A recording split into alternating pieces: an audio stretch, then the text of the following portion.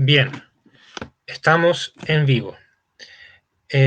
Buenos días, buenas tardes a esta altura a todos quienes se conectaron. Muchas gracias por venir a esta, que es la tercera clase del semestre de Derechos Individuales. La clase de hoy va a tratar sobre la Ley de Protección al Empleo y su aplicación, y la va a dar la profesora Gwendolyn Silva. La profesora es abogada laboralista, es licenciada en la Universidad de Chile y magíster en Derecho Convención Constitucional. Cualquier duda que tengan a lo largo de la clase la pueden hacer como comentario en el Facebook. Nosotros la vamos a estar recogiendo y al final va a haber una instancia para poder leer y comentar todas sus dudas que puedan tener. Cualquier otro problema que tengan técnico o cualquier otra duda, pueden comentarlo por el chat de Facebook igual, y vamos a estar respondiendo a sus comentarios. Habiendo dicho eso, voy a darle la entrada a la profesora Wendell.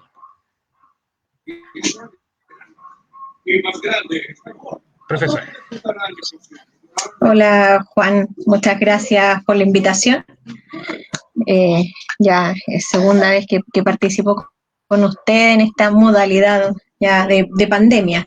Así que muchas gracias por la consideración a los colegas, futuros colegas de mi querida Universidad de Chile. Muchas gracias por venir. Partimos nomás, parece. Así que ahí ya tenemos a la vista la presentación.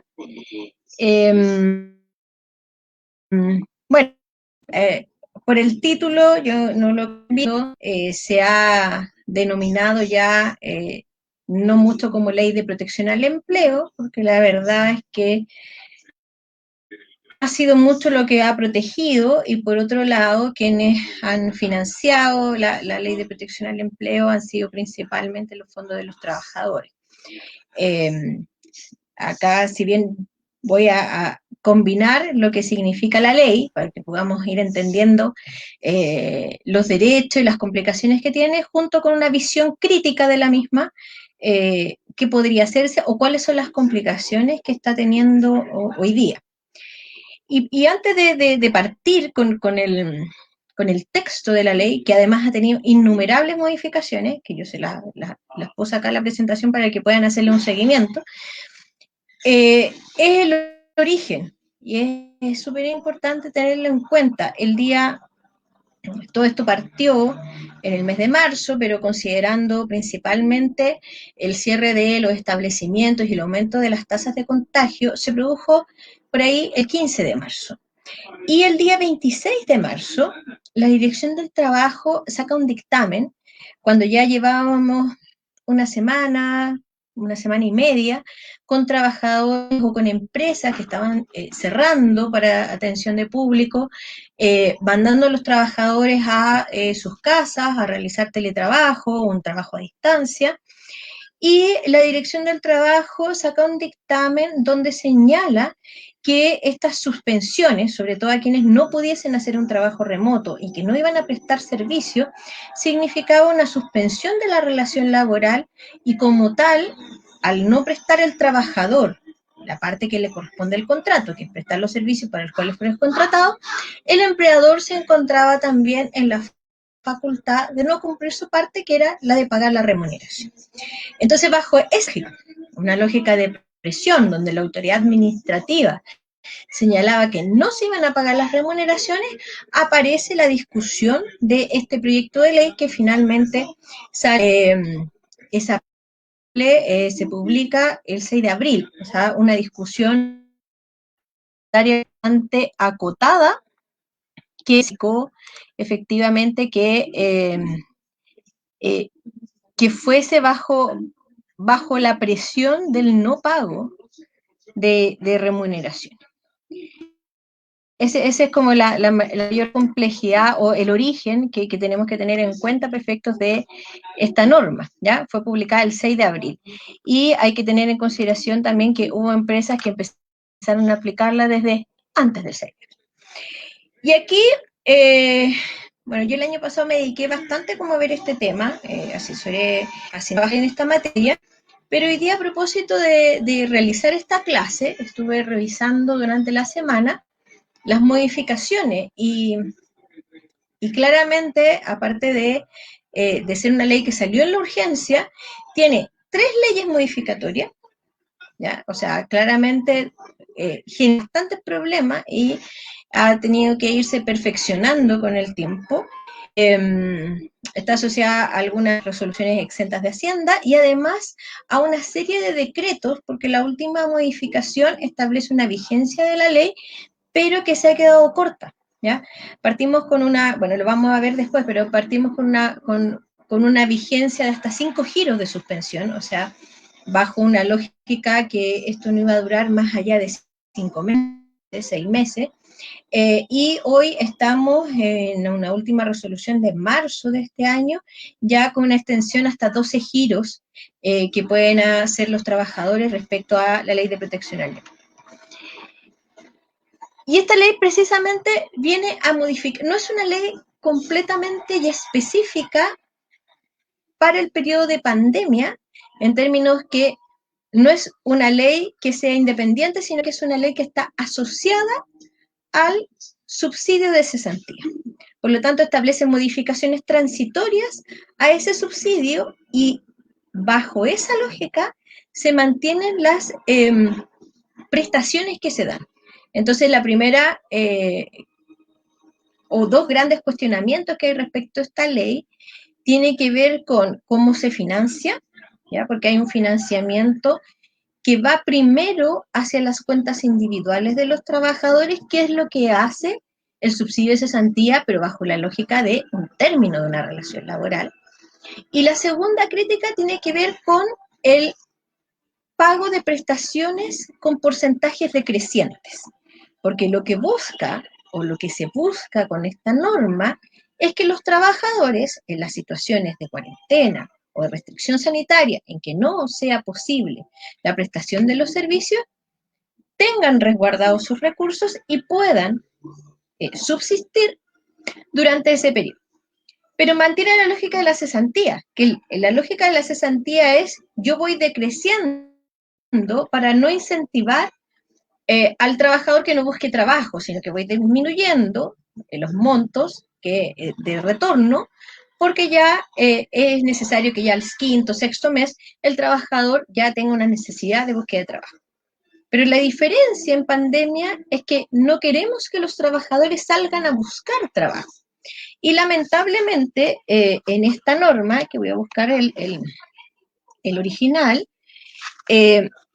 mantenía unas tasas de reemplazo que generaban claramente una distorsión respecto a los trabajadores, porque teníamos que el primer mes existía un pago de un 70% de la remuneración.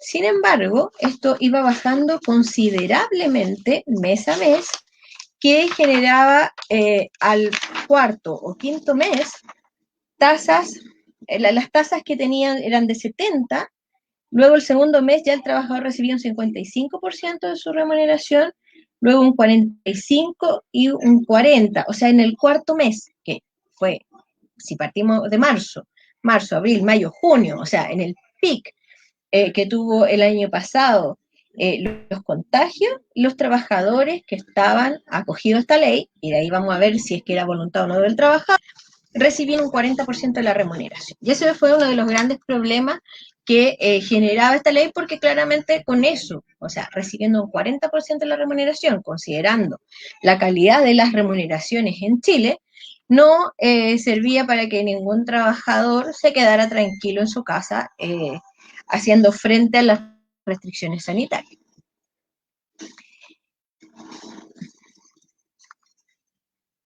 Por lo tanto, tenemos estas normas en que efectivamente tenemos un gran problema en el objetivo de la norma, porque se hizo al alero como un anexo al subsidio de cesantía, pero que con condiciones completamente distintas y con objetivos completamente distintos. Y aquí partimos como con los problemas incluso más chicos que podría tener la ley. Primero, ¿a quiénes se aplica? Entonces, primero solamente trabajadores regidos por el Código del Trabajo.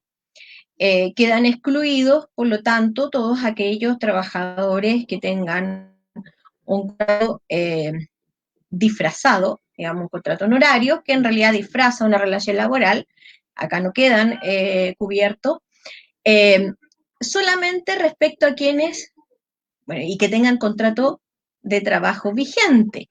Que todos aquellos trabajadores que previo a la dictación de esta ley, y que en realidad hace una referencia desde el 18 de marzo en adelante, todos los trabajadores de anteriores a esa fecha que hayan quedado sin trabajo no quedan cubiertos y solamente procede respecto de ello el subsidio de cesantía normal y que se ha regido desde antes.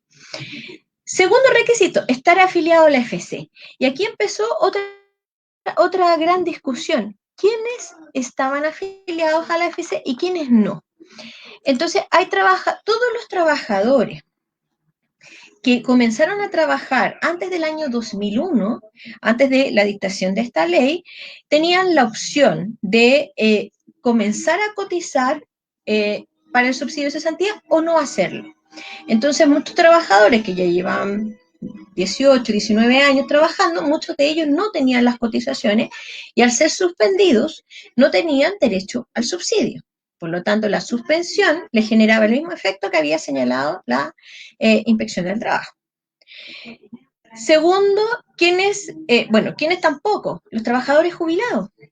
¿Ya? Y sabemos que ante la necesidad de remuneraciones dignas, muchos trabajadores con una jubilación paupérrima optan por seguir trabajando o tener un nuevo contrato de trabajo y en ese caso tampoco tenían cotizaciones por el subsidio de cesantía. Tener las cotizaciones que establece la ley, que en este caso se requieren cotizaciones de los últimos 3 meses, que fueran antes de la suspensión, o a lo menos 6 cotizaciones continuas o discontinuas, pero que las últimas 2 fueran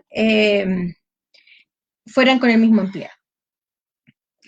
Y además hubo un gran grupo de trabajadores y trabajadoras principalmente que no están afectadas al pago de cesantía, que eran las trabajadoras de casa particular. Entonces, dentro de las normas que nos daba la autoridad sanitaria, por otro lado, el Ministerio del Interior, nos decían, mire, en el caso de cuarentena, paso 1, como se le llama ahora, los trabajadores no van a poder acceder a sus lugares de trabajo, si viven en un lugar de cuarentena, no pueden ir a trabajar, cuestión que le pasó mucho a las trabajadoras de casa particular, pero en el caso de las trabajadoras de casa particular, ellas no tenían subsidio de cesantía, y lo que nos señaló esta ley respecto de ellas fue, mire, se suspenden, pero solamente podrán hacer efectivo este pago de la suspensión de su sueldo respecto de su cuenta que está destinada para el pago de sus indemnizaciones por años de servicio. O sea, peor aún, que tenemos los trabajadores de trabajo que estaban haciendo frente con los montos de sus cuentas individuales y también del Fondo Solidario del Subsidio de Cesantía, las trabajadoras de casa particular estaban haciendo frente a cargo de sus cuentas de término de la relación laboral, que además son mucho menores a la de un trabajador con contrato de trabajo, porque la cotización de las trabajadoras de casa particular viene a ser la mitad, o sea, la verdad es que es medio año por año de servicio. Entonces, bueno, posteriormente se modificó ya en la tercera ley modificatoria a efectos de que hubiese una cotización respecto de las trabajadoras de casa particular por parte de su empleador para poder obtener subsidio de cesantía, pero eso es a partir de ahora y en realidad sin fondo en su cuenta individual, solamente aquello le permite acceder a los montos mínimos de los fondos solidarios. Entonces, estos son los requisitos que establece la ley y que también estableció diferenciado respecto a los trabajadores con contrato a plazo fijo por obra o faena, que después se fueron ajustando y quedaron de la misma forma para los contratos indefinidos como los por plazo. Por eso ya no me voy a meter en esa parte de la historia que fue cambiando.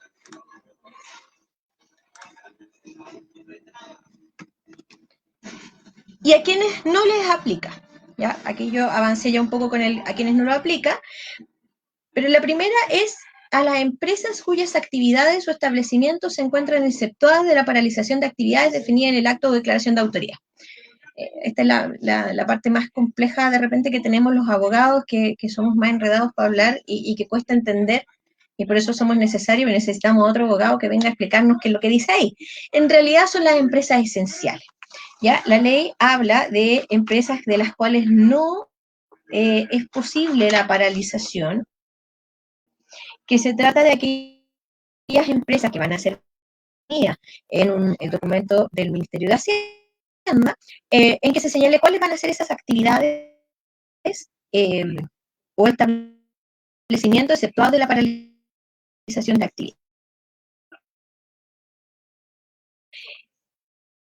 En este caso, ¿no?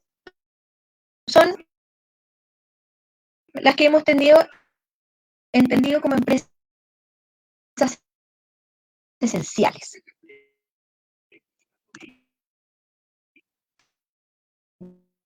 ¿Qué pasaba? Si yo trabajo en una empresa esencial, en la primera parte, no puede estar sujeto a suspensión de ningún tipo, ni por acto de autoridad, porque la empresa tenía que seguir funcionando, ni por pacto entre las partes.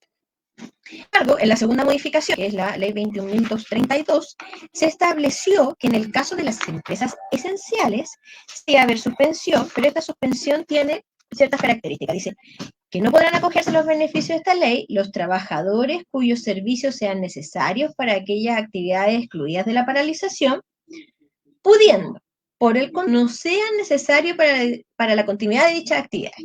¿Qué es lo que está queriendo decir? Que las empresas esenciales vamos a tener trabajadores esenciales y trabajadores no esenciales. Ya no basta con que yo trabaje en una empresa esencial para no poder ser suspendido bajo esta ley, sino que tengo que ser, además, en este caso, no quedó sujeto a suspensión. Pero si soy calificado como un trabajador que no es esencial para esa suspensión, solamente puede tratarse de un trabajador que sea suspendido por pacto, no por una decisión unilateral de la empresa. Y aquí ya que dan lugar a la ley y quiénes no ser suspendidos. Empresas que hayan suscrito con sus trabajadores pacto de continuidad laboral. ¿A qué se refiere con esto? Por ejemplo, si en la empresa se estableció un anexo de contrato en que yo iba a prestar mis servicios en mi domicilio o en otro lugar, pero principalmente alude a aquellas situaciones de teletrabajo o en aquellas empresas en que yo hice reducción de jornada. En ese caso, si yo hice reducción de jornada con un trabajador, bueno, no voy a poder suspenderlo totalmente de sus labores porque claramente yo decidí que esto fuese un acuerdo entre las partes en que trabajaran menos días de la semana o media jornada y en pagar porcentaje de la remuneración. El trabajador está recibiendo un subsidio por incapacidad laboral, esto se refiere a las licencias médicas, tampoco va a poder ser suspendido. Entonces, ¿qué pasa en este caso? Si a mí me suspendieron, por ejemplo, y en el intertanto, mientras estoy suspendido, tengo licencia médica, empieza a regir el proceso de licencia médica y luego, una vez que termina la licencia médica, vuelvo a la suspensión si es que se dan las condiciones para ello. Se agregó que gocen de fuero maternal. En la primera norma no se establecía aquello y por lo tanto hubo suspensión nacional de trabajadoras con fuero maternal. En eso hubo, pasaron a resolver que fue en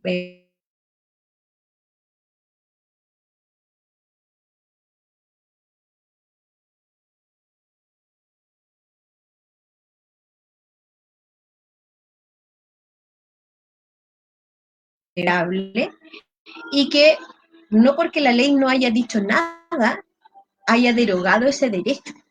Por lo tanto, y es un derecho además que tiene características alimentarias.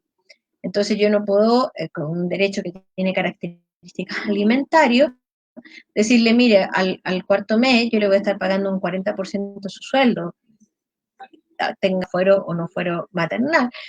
Entonces, lo que hace ese fallo es decir, mire, esto es un derecho eh, constitucional reconocido por los tratados internacionales y no porque la ley haya omitido referirse a ello, yo voy a entender que está derogado el derecho fuera.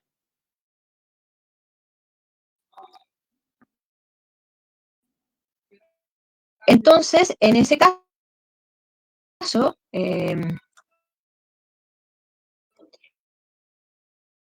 lo que hizo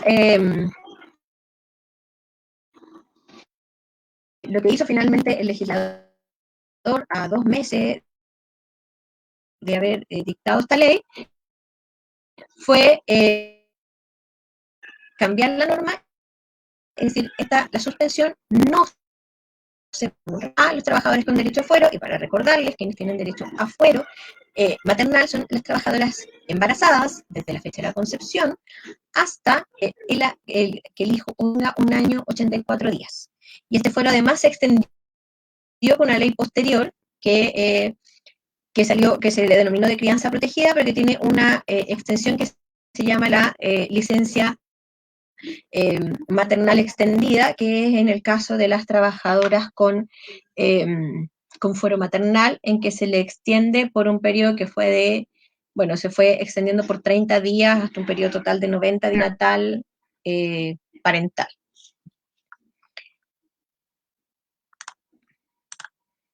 Que no están afiliados al seguro de cesantía, y los trabajadores que no se... Entonces quedaba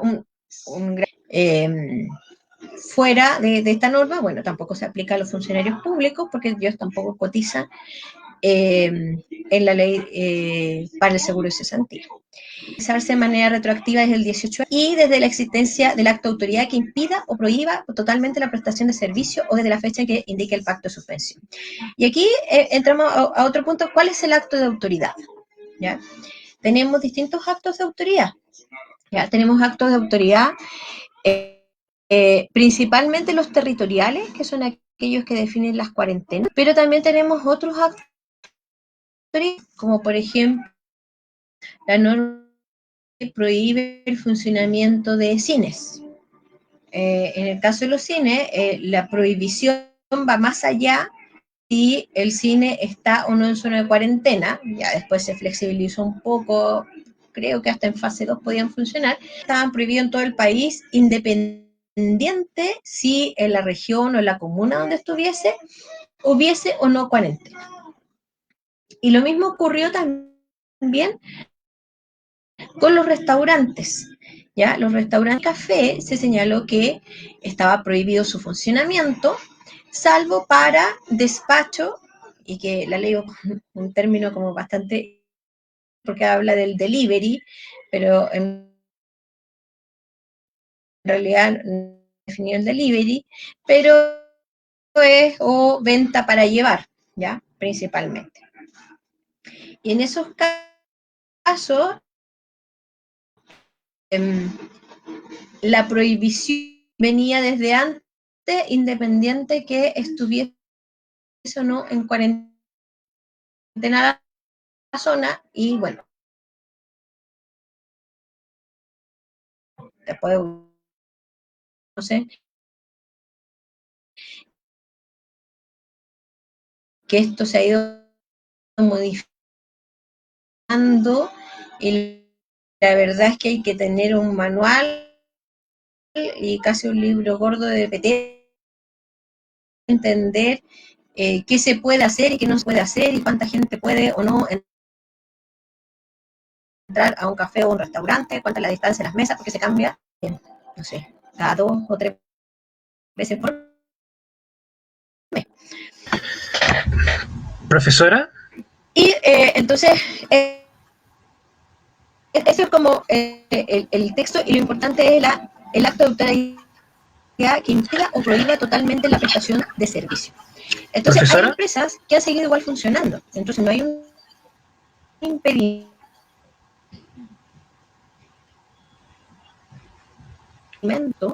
o prohibición total de la prestación. O sea, hay empresas que han suspendido trabajadores, pero igual siguen funcionando. Entonces, esa suspensión debiese estar en la lógica de pacto y no de acto de autoridad. ¿Cuál es la diferencia? Nada. Se aplica por el solo ministerio de la ley. O sea, estamos en la situación entre trabajador y de situaciones que haya organización sindical, dice que el pacto también lo puede celebrar la organización sindical. Entonces, tenemos distintas modalidades. Juan, no sé, que apareciste aquí en pantalla. sí, no, que hay algunas No, personas que han parece que no. comentado que tienen problemas con la transmisión. Ah, Quizás podría apagar la cámara y proyectar solamente la presentación para que fluya más rápido la conexión.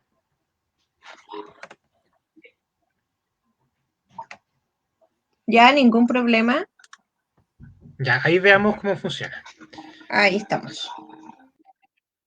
Veamos cómo funciona.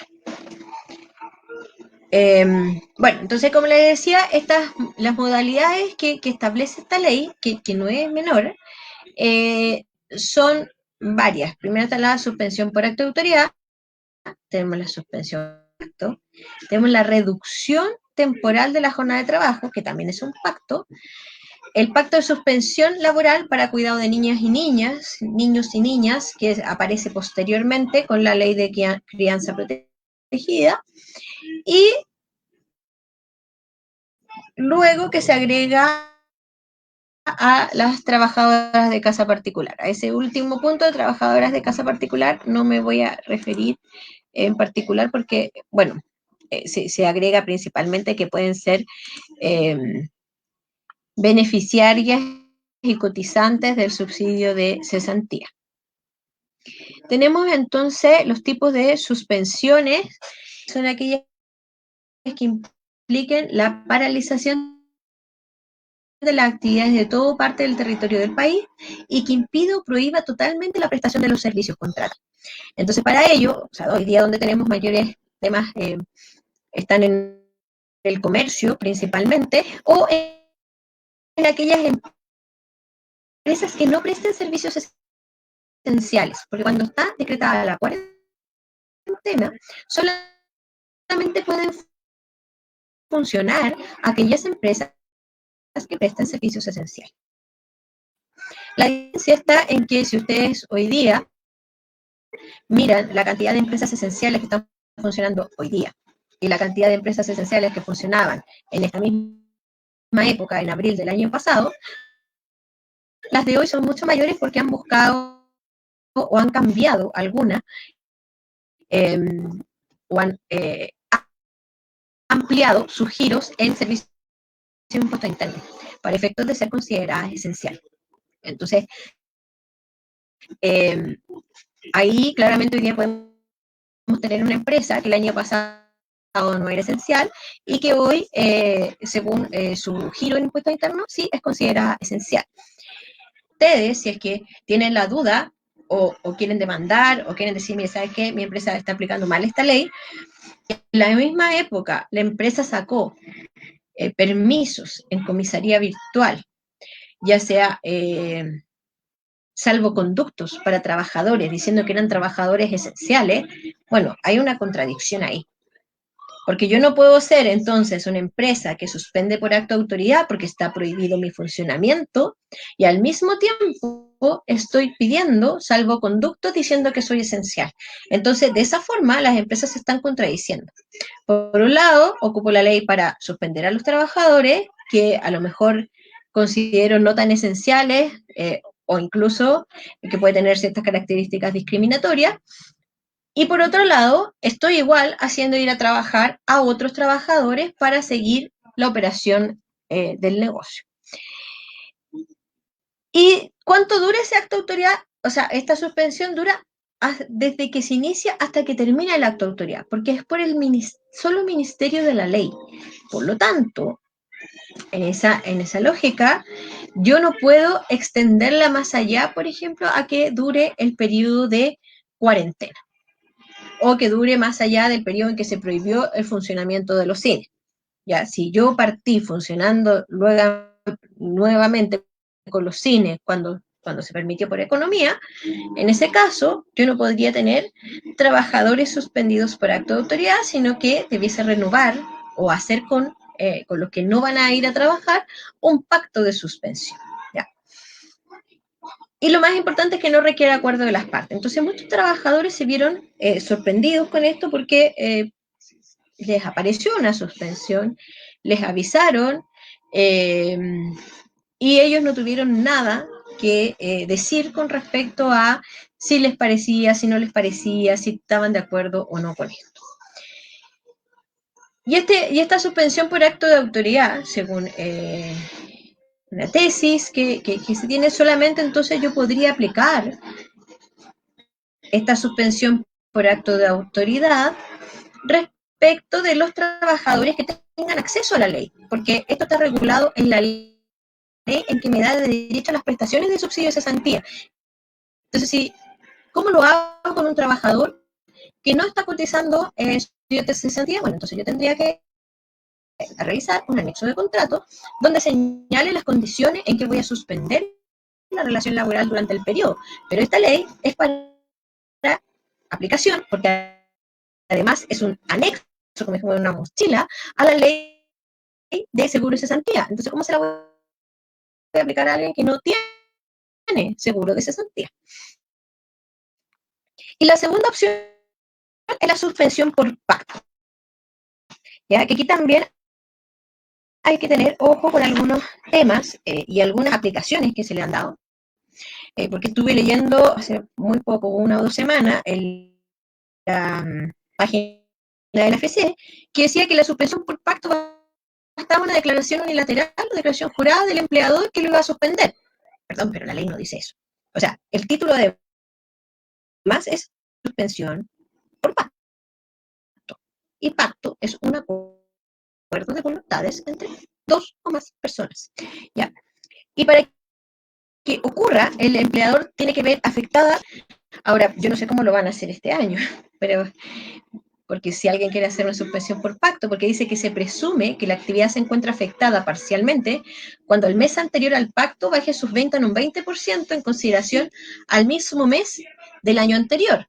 Estábamos pensando, por lo tanto, en una comparación del año 2020 con el año 2019 y estábamos pensando también en una ley que empezó a regir en abril, en un periodo previo a la revolución de octubre del 2019. Entonces, hoy día la comparación, la verdad es que es mucho más compleja, porque vamos a comparar ya con un año y con un mes de un año ya con pandemia. Pero eso no se ha modificado. Y lo importante es que señala que es un pacto y además que este pacto se debe hacer personalmente o previa consulta a la organización sindical a la que se encuentre afiliado. Por lo tanto, si hay una organización sindical, debiese consultarse a ella sobre su parecer respecto a la suspensión. Y entonces, cuando habla de pacto, solamente es un pacto que se va a celebrar entre las partes, ¿ya? Y yo, ¿cuándo puedo firmar pacto? Si soy una empresa que no es esencial, bueno, durante el periodo en que no tenga una restricción o autoautoría. Entonces, si yo tengo un pacto, por ejemplo, partí, y si lo ponemos a este año, tenía un pacto de suspensión en enero, febrero, pero marzo mi comuna, mi región pasó a fase 1 de cuarentena, me aplica, por eso el Ministerio de la Ley, la suspensión por acto de autoridad y una vez que termine el acto de autoridad puede seguir la suspensión por pacto si es que todavía queda el plazo por el cual lo establecí. Sin embargo, no siempre ocurre así porque ha pasado, y a lo mejor ustedes ya tienen la experiencia, en que la FC, el empleador llega, mete pactos, saca pactos, los cambia, sin tener ningún aviso al trabajador, sin firmar ningún pacto, y los ingresan por pacto, porque, ojo que ahí la información que da la FCE es bastante errónea, basta con una declaración jurada unilateral del empleador de que hay suspensión por pacto, y no demuestra ningún documento, correo electrónico o cualquier acto en que dé cuenta de la voluntad del trabajador de estar de acuerdo con esa suspensión. Ya ahora, lo que sí es importante que si en el caso de que exista alguna afectación al trabajador, podrá recurrir a la Dirección del Trabajo denunciando que el pacto adolece de vicio en sus condiciones necesarias en la actividad de la empresa para aplicar un pacto, y la Dirección del Trabajo debiese, y esto es la teoría, requerir informe a impuestos internos para poder ver primero si se trata de una empresa o no esencial, por ejemplo, y una vez que se verifique, la Dirección del Trabajo deberá poner los antecedentes ante el Tribunal de Justicia. Habrá responsabilidad penal del representante legal de la empresa por aplicar de manera fraudulenta o errónea esta ley. Porque, ojo, también, hemos escuchado bastantes casos de la cesantía, pero vuelves igual a trabajar y yo te pago la diferencia, pero eso lo pago bajo cuerda. Ojo también que ahí acceda a ese tipo de acuerdos, y la responsabilidad en ese caso podría ser de ambos, tanto del empleador y también del trabajador, porque está de alguna forma generando un fraude a la ley. Y aquí vienen unas preguntas claves que son importantes hacerse, es ¿qué pasa? ¿Me pueden despedir o no? ¿Me pueden despedir por caso fortuito o fuerza mayor? Bueno, eso quedó claro en la ley que no, ¿ya? Ojo que es bastante complejo, no, pero por motivo de COVID, ¿ya? Me podrían echar por caso fortuito o fuerza mayor, pero por otro caso fortuito o fuerza mayor, por ejemplo, no sé, incendio, o algún otro tipo de catástrofe que ojalá no tengamos. Pero por efecto de la pandemia no me pueden echar por caso fortuito fuerza mayor. Esto sí.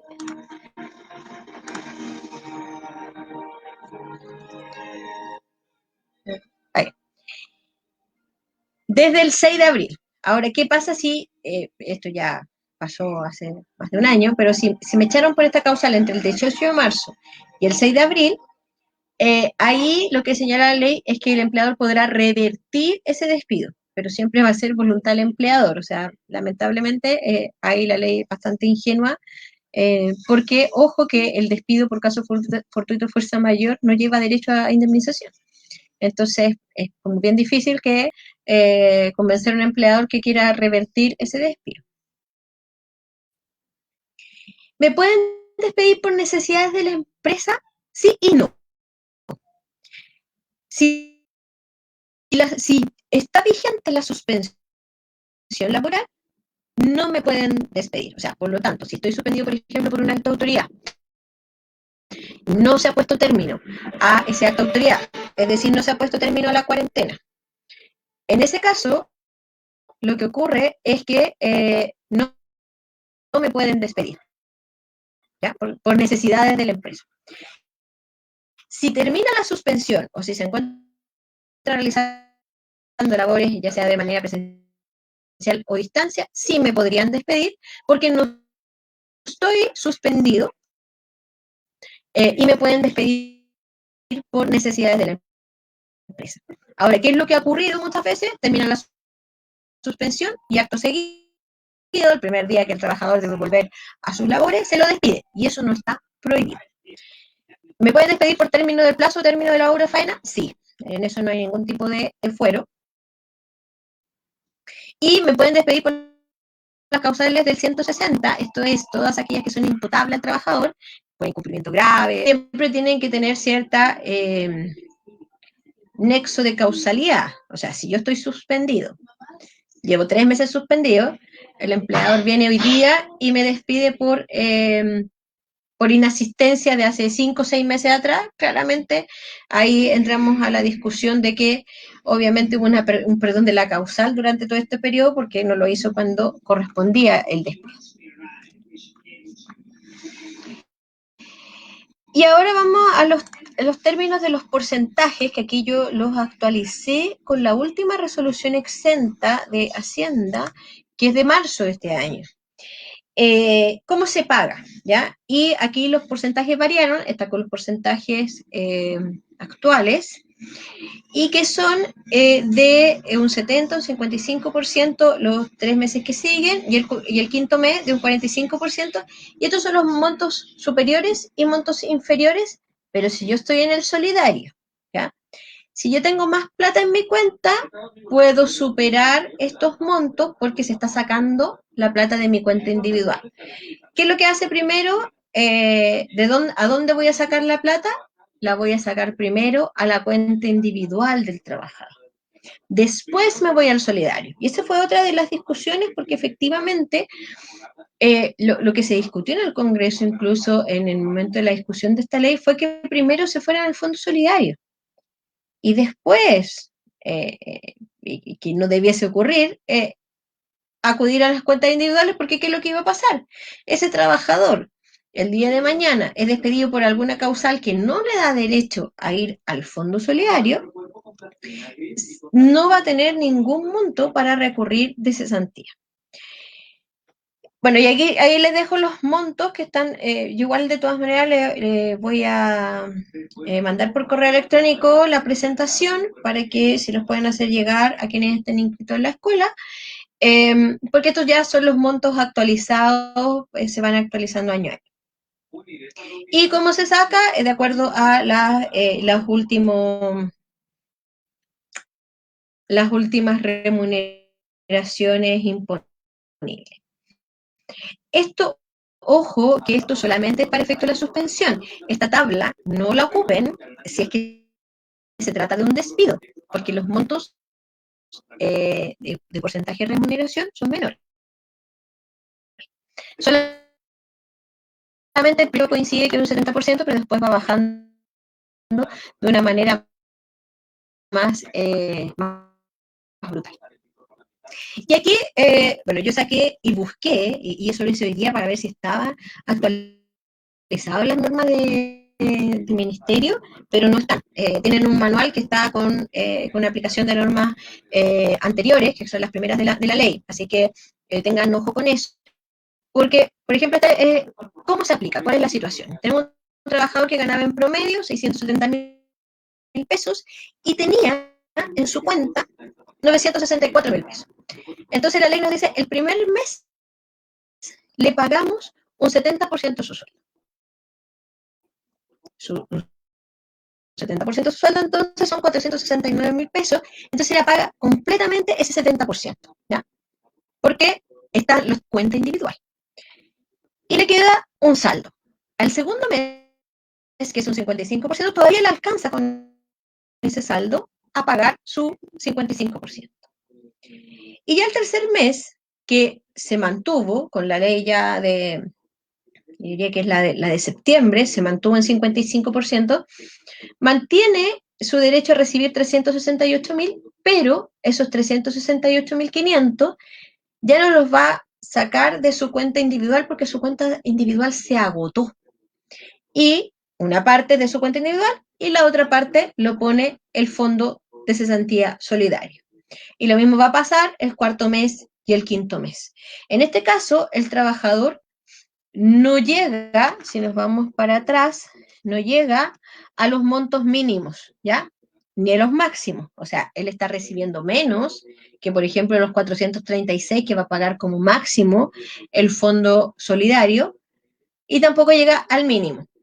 Ojo que aquí trabajadores, por ejemplo, que ganen, un trabajador que gane un 1.000.000 de pesos, por ejemplo, no va a recibir el 45% de su remuneración si ya se le acabó su plata a la cuenta individual, porque tiene un techo. Hay un techo y hay un piso. Entonces, lo máximo que puede recibir un trabajador al quinto mes de suspensión son 436.000 pesos. No puede recibir más que eso si ya se le acabó su cuenta individual. Tenemos otro ejemplo, que aquí ya es la situación de un trabajador, una trabajadora en este caso, que tiene muy poquita plata en su cuenta y además tiene un sueldo mucho menor. Entonces, esta trabajadora el primer mes se come su plata de cesantía. Y ya el segundo mes comienza a recibir todo con cargo al solidario. Y en el caso, por ejemplo, del quinto mes, su 45% es un poquito más, pero solamente recibe el monto base, o sea, no, perdón, su 45% es menor al monto base, al monto piso. Por lo tanto, ella, su mínimo va a ser 234.000 pesos. Ojo que esto subió en marzo, entonces los mínimos subieron un poquito porque estaban en 225.000. Y ahora el mínimo que le debiesen pagar a un trabajador suspendido debiese estar en los 234.000, que es el 45, que en el caso del 45%. Y en el caso, aquí, en el caso de los trabajadores a plazo fijo, solamente se le pagan 3 meses y los que están entre paréntesis son los porcentajes que se le pagan al término de la relación laboral. El indefinido no lo puse, pero acá para que vean la diferencia, ¿ya? Porque se le igualó en cesantía a los indefinidos, pero ojo que ese trabajador es despedido, el primer mes recibe un 50%, un 40%, después un 35%. O sea, es mucho menor los montos que recibe en caso de haber estado con plazo fijo. Y la otra pregunta es, cotizaciones. ¿Cómo se pagan las cotizaciones? La primera parte, el primer momento de la ley, dijo, bueno, vamos a pagar las cotizaciones completas del trabajador, pero esto terminó modificado en que se pagan de manera completa respecto de la AFP, dice el 100% respecto al subsidio. Ojo, que a mí me estaban pagando un FP en base 70% del sueldo y así bajando de manera decreciente. Por lo tanto, trabajadores que llevan mucho tiempo suspendidos de sus cotizaciones de FP, o sea, está poniendo menos plata en la FP. Y bueno, ¿quiénes son las empresas esenciales? Aquí hay un tema que yo creo que manejan un poco más y no voy a, los enumeré, no entré en detalle, pero principalmente son temas de salud, emergencia, servicio de utilidad pública, alimentos, comercio esencial. Y ahí ustedes ya han visto lo que se ha ido desmenuzando esto, qué es comercio esencial, qué no es esencial, qué cosas se pueden comprar y qué cosas no se pueden comprar, pero la experiencia y la forma de regular de la autoridad ha sido errática, porque solamente ha habido un fin de semana en que ha dicho, mire, todas las zonas que estén en cuarentena no pueden vender cosas que no son esenciales, y ahí dijo, bueno, no es esencial los zapatos, los perfumes, etcétera, pero eso fue una norma excepcional y hoy día siguen estando. Dentro de si el comercio es esencial, bueno, yo podré vender, si tengo el RUT asociado a impuestos internos que corresponda, podré quizás vender zapatos, vender perfumes, vender cafés, etcétera. Bueno, rubro de transporte, seguridad, prensa, educación. Ojo que también están asociados todos. La cadena productiva, porque por ejemplo, no sé, hay una empresa que fabrica plástico o fabrica bolsas de plástico para envasar el pan. Bueno, entra en la categoría esencial porque son insumos necesarios para el rubro de alimentos.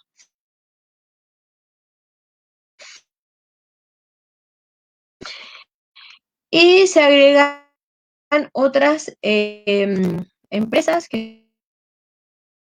otros que están en hoteles, en la medida que tengan huéspedes. Bueno, ya tenemos claro que los moteles no lo son con las fiscalizaciones que han habido. Eh, Otras empresas que por su naturaleza no detenerse, empresas o servicios externos de abastecimiento y mantenimiento, aseo, reparación y funcionamiento de actividades que no pueden paralizar. Ahora, ¿esto cómo se define que no puedan paralizar? Porque claro, me puede decir, mira, el mantenimiento o aseo, ir a limpiar vidrios en un edificio, bueno, pero eso sí podría paralizar y no generaría ningún problema a la población. Hoy día donde tenemos problemas es el tema de los giros. Aquí es un breve resumen para que podamos entender dónde estábamos. Partimos con una ley que daba lugar máximo a 5 giros, que partió en marzo, o sea, marzo, abril, mayo, junio, julio, y en septiembre, octubre, después se extendió hasta un máximo de 2 más, o sea, un sexto y un séptimo, pero cuando llegamos a septiembre, octubre, todavía es un 10º giro, a un 12º giro, que es lo último, pero ojo,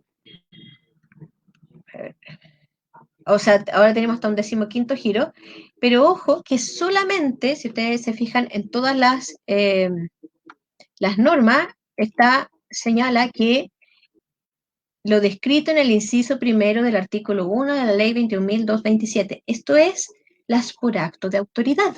Entonces, ¿qué pasa con el pacto? Entonces, hoy día yo no podría firmar pacto, solamente acto de autoridad, para tener suspensión laboral. ¿Y quiénes entonces no podrían firmar pacto? Son aquellos trabajadores, por ejemplo, de alguna empresa de carácter esencial, pero que la empresa ha definido que no son esenciales, porque en ese caso esos trabajadores o tienen que ir a trabajar, porque en el caso de firmar un pacto no va a estar cubierto por el subsidio de cesantía. Y también, bueno, le ha pasado a otros trabajadores que además o han firmado ciertos acuerdos con la empresa, que han dicho, mire, ¿sabe qué? Todo lo que suspendamos que sea compacto porque necesitamos que los trabajadores tengan acuerdo o que escuche el sindicato, pero hoy día esta ley solamente permite por acto de autoridad. Y además, no lo suma. Entonces, si yo tuve, por ejemplo, pacto antes, después acto de autoridad, se me suman todas las suspensiones, como si todas fueran del mismo origen. Entonces, ahí hay algunos que están teniendo problemas y además, ojo, que los giros, ¿se acuerdan que había decreciente? Llegábamos hasta el quinto en 45%.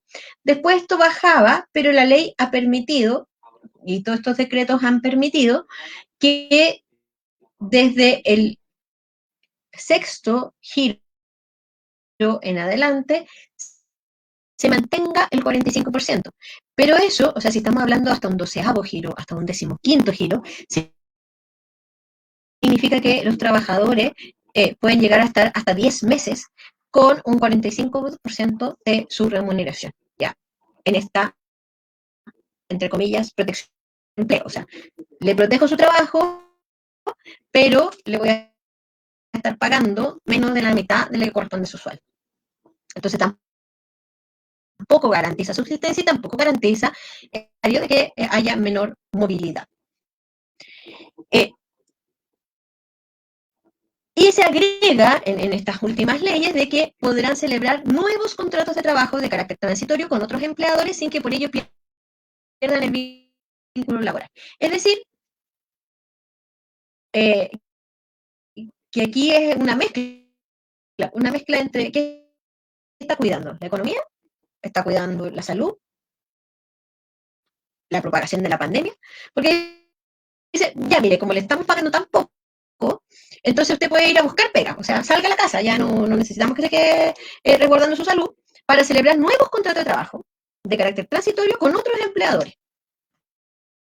Entonces, y con eso no va a poner en riesgo su pérdida del contrato que tenía antes con el que está suspendido, ni el pago de las prestaciones del seguro cesante, con una norma que pretende ser sanitaria, cubrir las necesidades de los trabajadores, porque claramente con esta norma está reconociendo que las prestaciones son insuficientes para lograr la satisfacción de los trabajadores.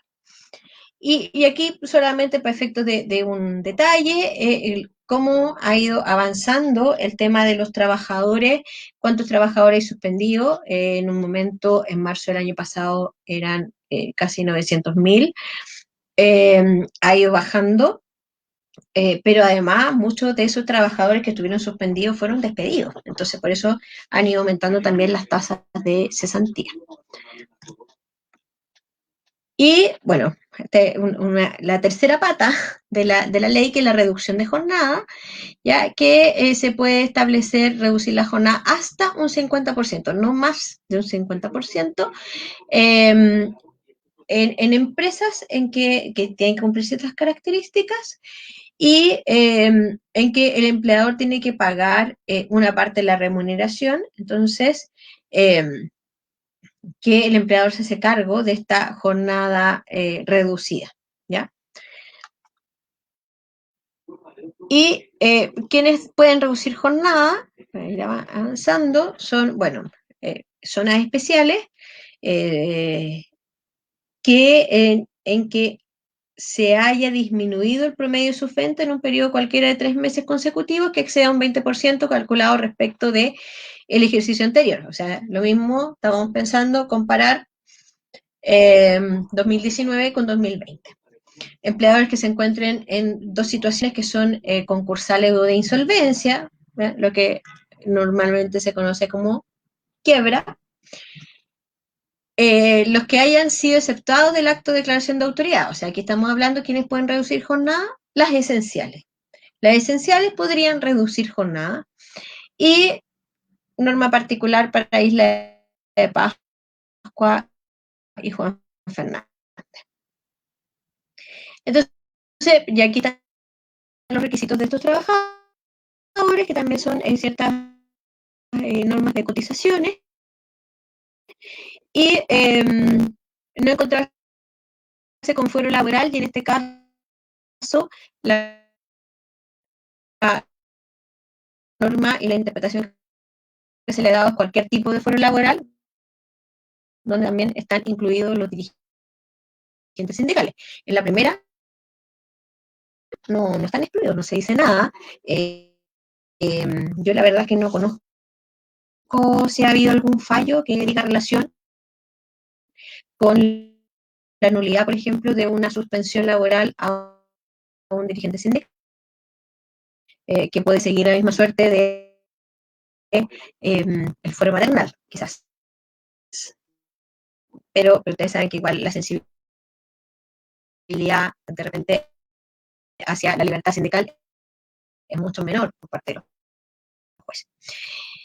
Y en este caso, el pago de las cotizaciones, el empleador va a pagar las cotizaciones previsionales correspondientes a la comisión imponible convenida en el pacto. Es decir, lo que el empleador va a pagar en el pacto y no lo que está en la remuneración total. Va a tener una parte de protección del empleo y otra parte, muchas consultas a los trabajos, su subsidio de cesantía por término de la relación laboral. Regido la ley de protección del empleo, recuerden que no me pueden despedir si estoy suspendido, pero una vez que termina la suspensión, sí me pueden despedir. Última remuneración devengada antes de la suspensión. Por lo tanto, no debiesen calcularse mis indemnizaciones en relación a ese 45% que me están pagando, por ejemplo. Y las prestaciones, o sea, la suspensión, no serán consideradas para las restricciones de aplicación del Fondo Solidario. ¿Y eso qué se refiere? Que el Fondo Solidario requiere que yo no haya estado recibiendo el subsidio durante determinado tiempo, y además, ojo, que parte de cero. Entonces, yo estuve suspendido, me comí toda mi plata del fondo individual, me quedó en cero. Posterior a eso, me despiden. Y la FC lo que tiene que hacer es comenzar a pagar la remuneración, el subsidio de cesantía, como si no hubiese existido nada para atrás. O sea, si me despiden por necesidad de la empresa, yo ya no tengo fondo en mi cuenta individual, me tienen que pagar conforme al fondo solidario y parto del porcentaje superior, del 70%. No es que siga, mire, es que usted estuvo suspendido 3 meses, entonces vamos a seguir con lo que le corresponde al cuarto mes. No. Y además, tenga o no tenga fondo en mi cuenta individual, si la causal de despido da derecho a que yo vaya al fondo solidario, en ese caso me tienen que pagar igual, ¿ya? Porque la FC, y me ha pasado con muchos trabajadores, van y le dicen, no, a usted se le acabó la plata de su fondo individual, entonces no tiene derecho a nada, aunque me hayan despedido por necesidad de la empresa. Así que ahí lo que hay que es ir eh, incluso en la información que tiene el Ministerio del Trabajo, dice que le tienen que pagar. Entonces, saquen un pantallazo de la página y le reclaman al FC, porque ahí, una vez que van con el pantallazo, no hay problema, la pagan. Pero hay que reclamarlo. Y lo último, ya una hora, es solamente para tomar el último punto de la suspensión, que es la crianza protegida, que establece beneficios para padres, madres y cuidadores de niños o niñas en estas condiciones que indican. Entonces, bueno, hay un tema que es para los padres o madres que están haciendo uso del postnatal parental, pero en este caso es para la extensión de la licencia, y los otros son para el cuidado, quienes tengan el cuidado personal de niños o niñas nacidos a contar meses. O sea, estamos hablando de niños que ya tienen 7 u 8 años y menores de esa edad, teniendo además la situación de los colegios, jardines infantiles.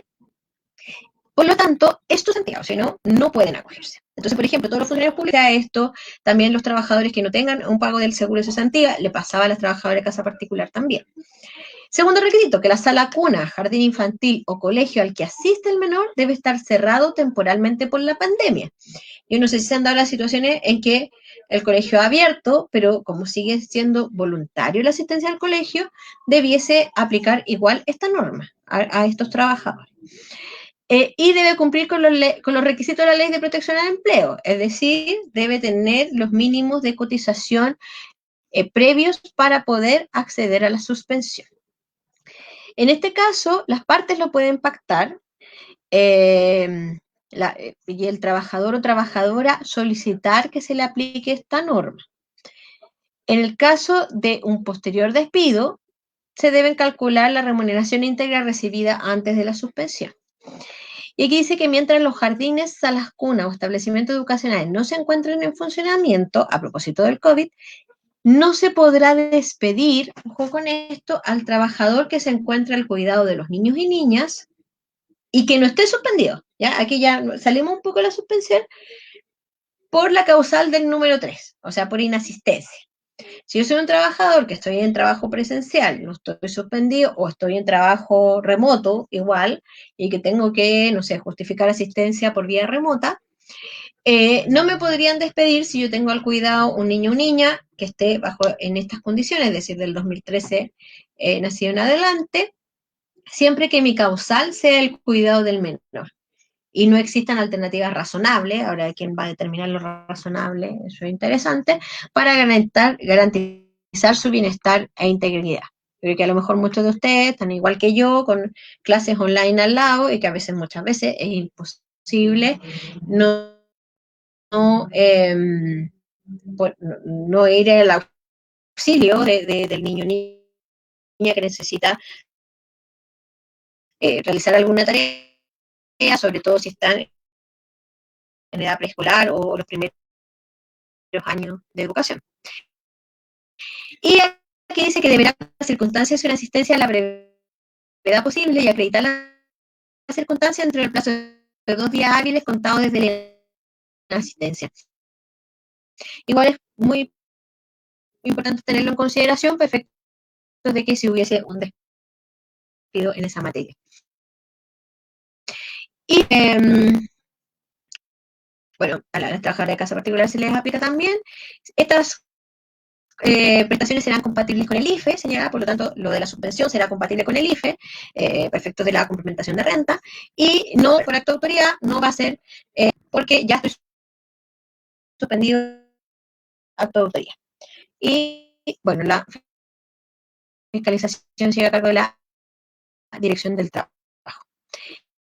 Y cuando corresponde que se le ponga término, si se termina el estado de catástrofe, por eso igual, cuando se discutió, que fue llegando a marzo, sobre si se para efectos de otros derechos. La mayoría de los derechos laborales u otros están indexados, están unidos a la existencia de esta declaración de estado de catástrofe, la declaración constitucional de estado de catástrofe. Por ejemplo, bueno, todas las de suspensión del empleo es mientras dure el estado de catástrofe, este que tiene que ver con el cuidado personal de niños y niñas, el que tiene que ver con los plazos judiciales, ya, no sé si ustedes lo saben, pero también están no suspendidos, sino que se prorrogan los plazos para presentar las demandas, los plazos de prescripción y caducidad en materia laboral para presentar las demandas. Entonces, si se acaba el estado de catástrofe, tenemos 50 días desde que el término del estado de catástrofe para ingresar las demandas que se hayan producido por despido, que se hayan generado, por ejemplo, durante todo el año 2020 y los trabajadores no han hecho las gestiones para demandar. Bueno, si muere el menor causante de la licencia médica, el reintegro del trabajador a sus funciones, obviamente ahí termina también el tema del cuidado, y la reapertura de los establecimientos educacionales, jardín infantil y salacuna. ¿Ya? Y eso sería como en términos generales de la... vamos a dejar de compartir. Y vamos a la presentación respecto de la ley de protección al empleo. Igual quizás tienen más dudas y que son ya más detalles de la ley, pero tiene una especificidad y una cantidad de regulación que es difícil condensarla para una clase de más o menos una hora. Así que Juan, tiene la palabra. Muchas gracias, profesora. Si le parece, podríamos resolver algunas de las preguntas que han surgido a lo largo de la clase. Sí, claro. Juan pregunta, a su parecer, ¿cómo usted mejoraría esta ley? Y según usted, ¿quién debería devolver nuestros fondos de las AFC? Gracias. Ya. ¿Todas juntas o de a una? O si quiere, se las leo todas juntas. Juan. Sí, léamelas todas. Perfecto. Alejandra pregunta, con contrato suspendido por orden de autoridad, ¿pueden dejar de pagar las imposiciones de AFP y salud y los beneficios de los convenios colectivos? Ya.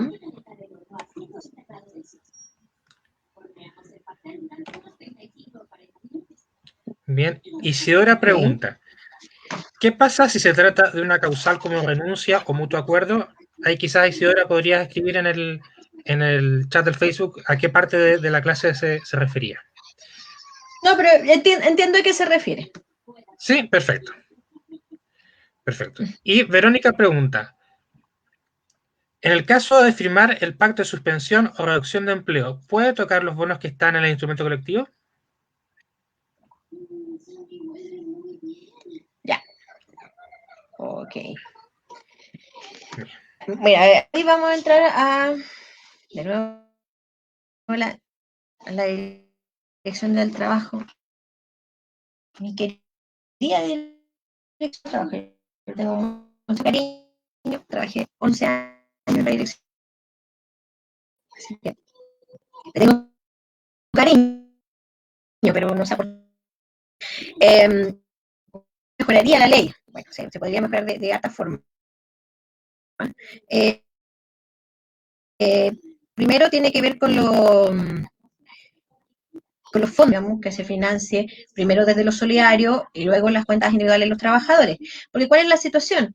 Por ejemplo, si al trabajador lo despiden, y por mucho que a lo mejor incluso con una causal que sea improcedente, por incumplimiento grave de las obligaciones del contrato de trabajo, él no tiene derecho a fondo solidario, porque es una causal del 160. Entonces ese trabajador se va a quedar sin plata y ya se comió su fondo individual durante la suspensión. Entonces, claro, lo que debiese ahí ocurrir es que al menos se repusiera para efectos de ese trabajador o de esas causales los fondos que tenían en sus cuentas individuales para hacer frente a este periodo de cesantía, donde es un periodo de cesantía donde la búsqueda de nuevo empleo no es fácil.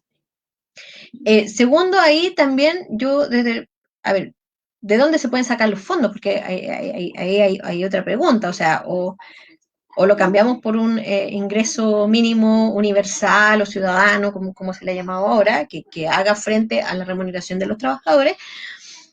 Pero si eso no es posible y seguimos con esta fórmula, que no fuese decreciente. O sea, no puede ser que estemos en un sexto mes, en un quinto mes, con un 45% de la remuneración. Y que ahí además le dicen al trabajador, pero mire, sabe que no es incompatible con el F. Pero no, además muchos de estos trabajadores, bueno, hoy día eso ha cambiado, no estaban en los sistemas de protección social, porque tenían una remuneración que además los hacía no calificar. Remuneraciones que tampoco tienen la característica de 450.000 pesos, pero no calificaba para la ficha de protección social. Sin embargo, hoy día, con un 45% del sueldo, tiene que hacerlo, pero tampoco encaja a las situaciones que establece el Ministerio de Desarrollo Social, y yo no sé qué está pasando porque hay empresas en que han pagado toda la AFP. Entonces, si yo lo saco por AFP, pagando el sueldo completo, pero está recibiendo, o sea, la cotización completa de AFP, pero está recibiendo un 45% del sueldo por el bono de cesantía. Entonces, yo no sé cómo ese trabajador califica a efectos de los beneficios sociales. Ese primero sería el tema de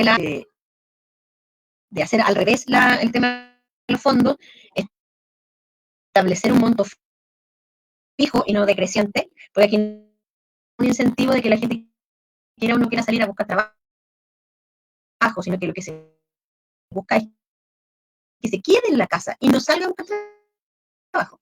Pero el efecto perverso es, o sea, si me están pagando menos, tengo que salir a buscar trabajo.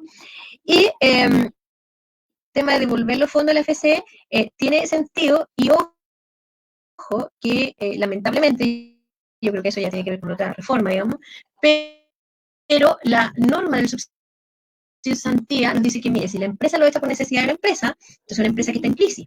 Entonces esa empresa que está en crisis puede... Entonces cuando me despiden por necesidad de la empresa y tengo años de servicio, la empresa, necesidad de la empresa, como ya me comí toda la plata en el subsidio de cesantía, la empresa no va a poder contar nada. Wichipirichi. Pero no es la idea. O sea, no es la idea que la empresa descuente esa plata. Es para subsidio de cesantía, se la descuenta en los años de servicio. Y eso está pasando, y es una modificación un poco más allá incluso de esta suspensión, pero sí está en la ley del subsidio de cesantía. Con respecto a contrato colectivo, bueno, la Dirección del Trabajo sacó un dictamen, que hay dos preguntas, con respecto a qué pasaba con los beneficios de los contratos colectivos. Entonces dice que se suspende el contrato y también se suspenden los del contrato colectivo. Y ahí, cuando me hablan de la suspensión por acto de autoridad, quizás podría ser, porque se suspende todo el contrato, pero cuando me hablan por pacto, para el pacto yo necesito la anuencia del trabajador. Y en el caso de un contrato colectivo, el representante de los trabajadores que firmó el contrato colectivo es la organización sindical, y que incluso a propósito de la titularidad sindical, puede realizar las modificaciones al contrato colectivo y poder firmar estos pactos. Por lo tanto, pero la Dirección del Trabajo hace la referencia sin necesidad de hablar de un pacto con el sindicato. Entonces no debiese aplicarse a modificaciones en los contratos colectivos. Ahora, ¿qué pasaba, por ejemplo, qué cuestiones debiesen de igual? Porque lo que suspende es el pago de la remuneración. Y hay otras cuestiones que no necesariamente son remuneraciones, que son otras prestaciones, que debiesen de todas formas tener cumplimiento por parte del empleador para cumplir sus obligaciones que están estipuladas en el contrato de trabajo, ya sea individual o el contrato colectivo. Bueno, ahí respecto del contrato colectivo, yo no he visto casos en particular, o sea, se ha reclamado el cumplimiento, pero o algún fallo que resuelva algo distinto a lo que es el trabajo en el dictamen del 3 de junio del año pasado, que fue un dictamen que se esperó harto que saliera, pero no dijo mucho tampoco. Porque dice, debe entenderse, refería tanto a los contratos individuales como contratos colectivos de trabajo respecto a la suspensión del contrato con respecto a prestar servicios por parte del trabajador, la obligación de pagar la remuneración y demás asignaciones que no constituyan remuneración señalada en el inciso 41 del Código del Trabajo. Y esa es la interpretación que le da la Dirección del Trabajo, que no estoy de acuerdo con ella. Con respecto a AFP Salud, decía, ¿cómo se paga? Bueno, a ver, el empleador está obligado a pagar en el porcentaje de la suspensión. Es decir, si me están pagando un 55% del sueldo, me tiene que pagar un 55% de las cotizaciones previsionales. La de salud la tiene que pagar completa. Ojo que la obligatoria, ¿ya? Y ahí tenemos el lío de, sobre todo con las ISAPRES. Si yo tengo un plan que es más de mi 7%, porque el empleador lo que está obligado es a pagar completa la cotización de salud obligatoria, que es del 7%. ¿Y qué pasa con la AFP? Tiene que pagar el porcentaje respecto a lo que se me está pagando por subsidio de cesantía. Lo que sí puede hacer el empleador, y que también lo establece la ley con la última modificación, que parecía que fue algo bastante extraño, es que le permitió a los empleadores no enterarlas, pero sigue debiéndolas, ¿ya? O sea, tiene la licitación como para declararlas y no pagarlas, pero sigue con la obligación de pagar dichas cotizaciones al FP, ¿ya? Voy a estar dónde está la ley, pero está establecido, se quedó con la 21.232 que hizo modificaciones. Aquí está, el artículo 28 dice que los empleadores durante la vigencia de esta ley que no hubieran pagado dentro del plazo legal la cotización obligatoria y la comisión, las pagaran dentro de la vigencia de dicho título o dentro de los 24 meses posteriores. O sea, pueden pagarla, tienen hasta 24 meses para pagarla, podrán hacerlo por parcialidades y se le interesa y reajusta, pero la siguen debiendo. No es que tengan derecho a no pagarlas. Y con respecto a la causal, yo entiendo que la pregunta dice relación con qué pasa si me despide, o si mi término de la relación laboral termina por, o sea, o por mutuo acuerdo, por efecto de recibir subsidio por fondo solidario. Si él renuncia, no puedo recibir subsidio por fondo solidario y solamente puedo recibir el fondo de cesantía, lo que está en mi cuenta individual. Si es mutuo acuerdo, se lo puedo recibir. Ahí es importante tener las causales. Ojo que la AFC también le dice que por mutuo acuerdo no hay. Entonces tiene que ir a reclamar. Y ojo que además, a propósito también de la pandemia, la AFC, si usted lleva 2 meses sin cotizaciones, es decir, garantiza que está en cesantía, puede retirar todo el fondo que tiene en su cuenta individual. Ya, y eso lo puede hacer online en la página de la FSC. Bueno, la otra pregunta, la última, tenía relación también en caso de suspensión, ¿qué pasaba con los beneficios colectivos? A mi entender, se deben igual pagar, a diferencia de, lamentablemente, lo que dice la Dirección del Trabajo, porque, ojo, la ley no habla de contratos colectivos, fue una invención de la Dirección del Trabajo. ¿Ya? La ley habla desde el punto de vista colectivo de la partición del sindicato, de la consulta que se le va a hacer al sindicato, pero no habla de la suspensión de los contratos colectivos. La Dirección del Trabajo se extendió ahí más allá de lo que dice la propia ley. No sé si tienen más preguntas, Juan. Han surgido un par más, si quiere le damos surgieron creo que Dígame más. dos. Una surgió. Perfecto. Francisca pregunta, ¿la ley de teletrabajo también está sujeta al estado de catástrofe? No. No. La ley de teletrabajo, de hecho, se venía discutiendo desde antes, desde mucho antes, y lamentablemente también por esta contingencia se apuró su tramitación y se dejaron algunas cosas que en su momento se habían discutido, se habían cuestionado, pero que no son completamente adecuadas para tiempos más de normalidad, si podemos decir de alguna forma. Ahora, lo que sí tuvo la ley de teletrabajo en este periodo fue la fórmula para poder adecuar las situaciones que estaban ocurriendo por los hechos. O sea, nosotros tuvimos primero una ley de teletrabajo eh, eh, en los hechos sin tener ley en particular, sin perjuicio de que hay normas del código que lo regulaban, pero que efectivamente esta norma es y principalmente es de trabajo a distancia más que teletrabajo, porque la mayoría de lo que nosotros hacemos es trabajar a distancia, no teletrabajar, ¿ya? Porque teletrabajar significaría que trabajáramos con los mecanismos tecnológicos en cada una de nuestras prestaciones. Lo que hacemos es trabajamos a distancia desde nuestros hogares.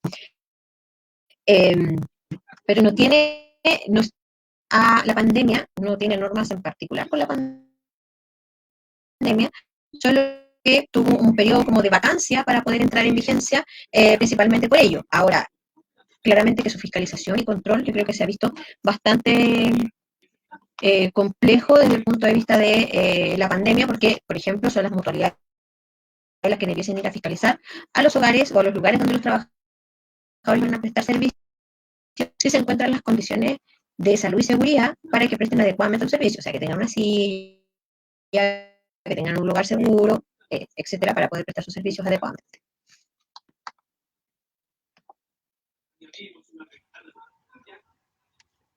Perfecto. Si quiere, le damos con la última que acaban de hacer y cerramos. Si es que puede. Ya. Norma pregunta, ¿a los migrantes con RUT provisorio los cubre la ley del trabajo?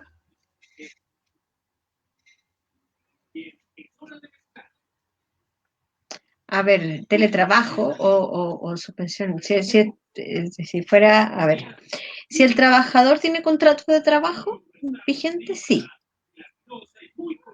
Esa es la regla. Cuando estamos hablando de migrantes, recuerden que muchas veces está condicionado el contrato y los efectos del mismo a que tengan RUT.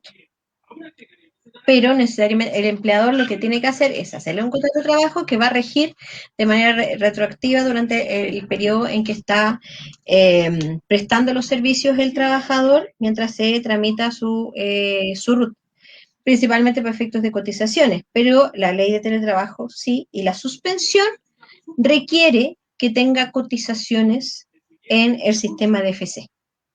Entonces, la complicación allí es, ¿puede tener cotizaciones en el sistema si no tiene RUT?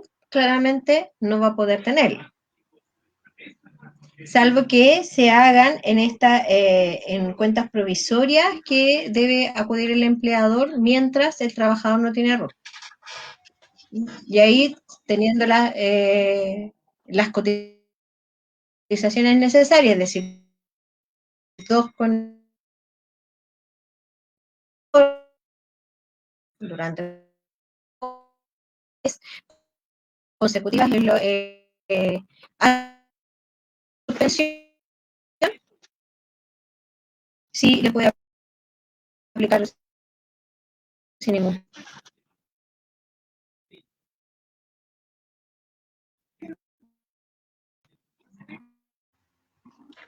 Profesora, ¿me escucha?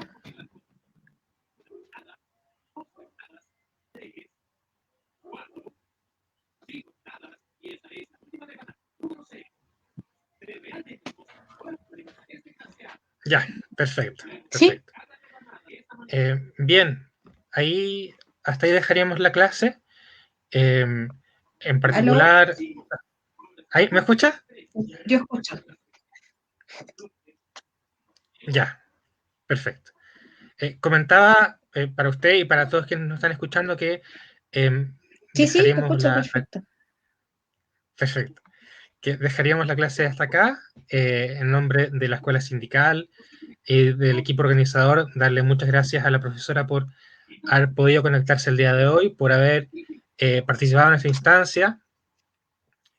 Nosotros queremos igual disculparnos si es que hubieron algunos problemas de conexión o de comunicación, que son una de las cosas que viene con esta nueva vida online, ¿no? Y de nuevo repetirle las gracias a la profesora que ya ha venido un tiempo trabajando con nuestra organización.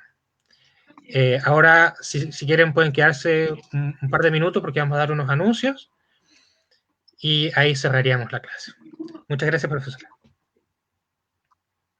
Muchas gracias a ustedes por todo.